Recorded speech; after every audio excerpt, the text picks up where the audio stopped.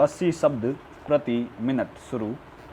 भारतीय मौसम विभाग ने अपने दीर्घकालीन पूर्वानुमानों में इस बार भी मानसून के सामान्य रहने की संभावना जताई है।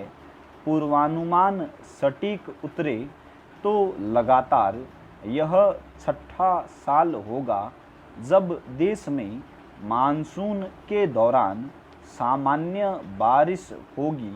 देखा जाए तो ये पूर्वानुमान हमारी खेती के लिए अच्छे संकेत हैं। तय बात है कि अच्छी बारिश होगी तो पैदावार भी बढ़िया होगी और इसका फ़ायदा देश की अर्थव्यवस्था को मजबूत बनाने में मिलेगा।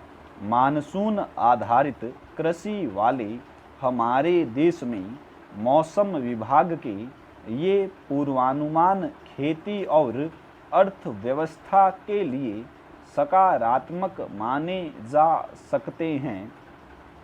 मानसून की सही स्थिति के बारे में यूँ तो मौसम विभाग के मई के आखिरी सप्ताह में आने वाले अद्यतन पूर्वानुमानों में पता चल सकेगा, लेकिन प्राइवेट एजेंसी अल नीनो के खतरे की आशंका के आधार पर ही मानसून सीजन में सामान्य से कम बारिश का अंदेशा जता चुकी है।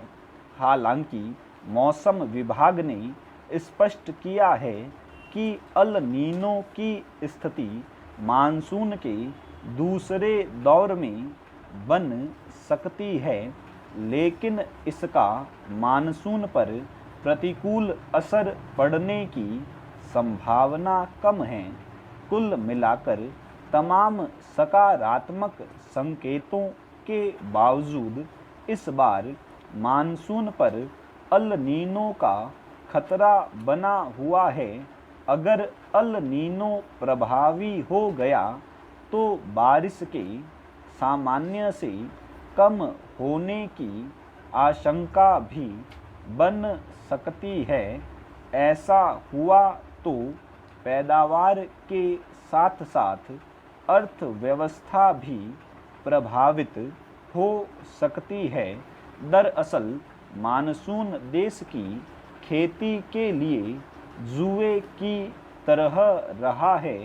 अगर मानसून अच्छा हो गया तो देश की कृषि और अर्थव्यवस्था में जान आ जाती है, अन्यथा मानसून का कमज़ोर रहना विकास की रफ्तार पर नकारात्मक असर छोड़ देता है।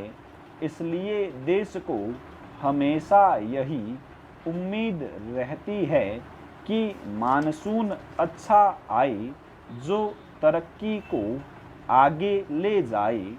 आम तौर पर होता यह है कि बारिश का सभी क्षेत्रों में समान वितरण नहीं होता।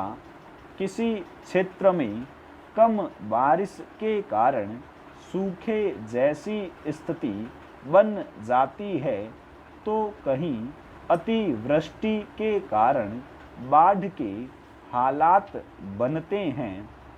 जलवायु परिवर्तन जब अपना असर दिखा रहा है तो बारिश की कमी और अधिकता के खतरे ज़्यादा बढ़ जाते हैं।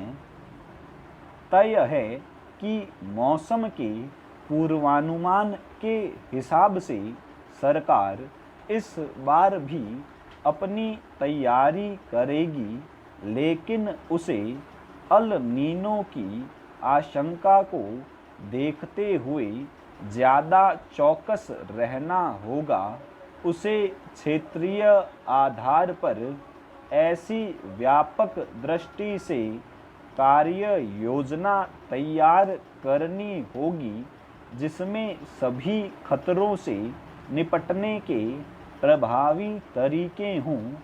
ठोस कार्य योजना से ही संभावित खतरों से निपट सकते हैं। स्टॉप।